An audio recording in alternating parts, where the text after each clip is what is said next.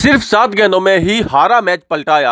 19 साल के लड़के ने इंग्लैंड को जिताया और साथ ही साथ पाकिस्तान को बचाया। जी हां, न्यूजीलैंड और इंग्लैंड में सुपर 8 का एक बेहद अहम मुकाबला हुआ। इंग्लैंड तो हालांकि पहले ही सेमीफाइनल के लिए क्वालिफाई कर चुका था, लेकिन न्यूजीलैंड के लिए यह मैच जीतना बहुत जरूरी था। अगर न्यूजीलैंड यह मुकाबला जीत जाता तो सीधा सेमीफाइनल के लिए क्वालिफाई कर जाता।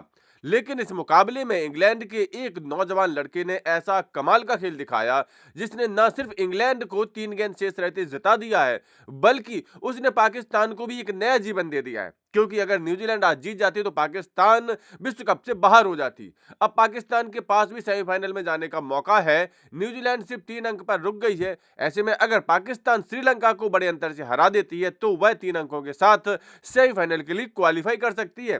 तो क्या हुआ है इस मुकाबले में, किस तरह से इंग्लैंड ने हारे मुकाबले में जीत हासिल की है और किस तरह से पाकिस्तान के लिए सेमीफाइनल के रास्ते खुल गए हैं और पाकिस्तान भी सेमीफाइनल में पहुंच सकता है, आज की वीडियो में हम बात करने वाले हैं। इस मुकाबले की बात करें तो ये कठिन विकेट पर न्यूजीलैंड ने पहले खेलते हुए 20 ओवर में 7 विकेट के नुकसान पर बनाए थे 159 रन। न्यूजीलैंड की तरफ से ग्लेन फिलिप्स ने 28 गेंदों में 39 रन बनाए तो टिम सीफर्ट ने 25 गेंदों में 35 रनों की पारी खेली। इंग्लैंड के लिए विल जैक्स ने 23 रन देकर के 2 विकेट लिए तो आदिल रशीद ने भी 28 रन देकर के 2 विकेट लिए। 160 रनों के लक्ष्य का पीछा करने उतरी इंग्लैंड की टीम भी इस लक्ष्य को आसानी से नहीं पा सकी, क्योंकि विकेट कठिन था। ऐसे में बल्लेबाजी करना काफी कठिन था। यही वजह है कि इस मुकाबले में दोनों टीमों की तरफ से एक भी अर्धशतक भी नहीं लगा। इंग्लैंड की टीम एक समय इस मुकाबले को लगभग हार ही चुकी थी, क्योंकि 16.5 ओवर में इंग्लैंड का स्कोर 117 रन था। यहां से उसके पास सिर्फ 19 गेंदें शेष थी और जीतने के लिए 43 रनों की दरकार थी, जबकि उसके 6 विकेट गिर चुके थे। यहां से लग रहा था कि न्यूजीलैंड इस मुकाबले को आसानी से जीत जाएगी और सेमीफाइनल के लिए क्वालिफाई कर जाएगी।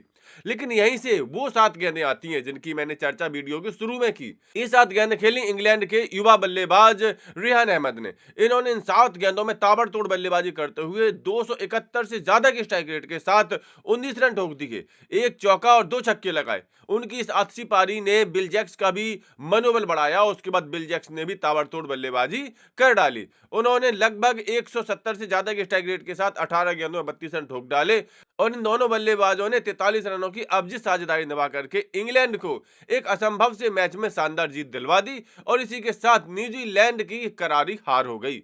अब मैं आपको बताता हूं कि इंग्लैंड की इस जीत से पाकिस्तान को कैसे लाभ होगा और न्यूजीलैंड की टीम कैसे फंस गई है। देखिए, इस जीत के साथ इंग्लैंड के तो 3 मुकाबलों में 6 अंक हो गए हैं और वह टॉप पर पहुंच करके सेमीफाइनल के लिए ऑलरेडी क्वालिफाई कर चुकी है।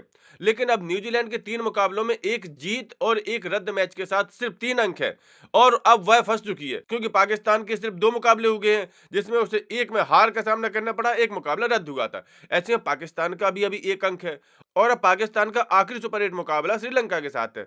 अब अगर अपने आखिरी सुपर 8 मुकाबले में पाकिस्तान श्रीलंका को बड़े अंतर से हरा देता है तो उसके 3 अंक हो जाएंगे। साथ ही साथ न्यूजीलैंड का जो नेट रन रेट प्लस 1.390 है, यानी लगभग 1.4 के आसपास है।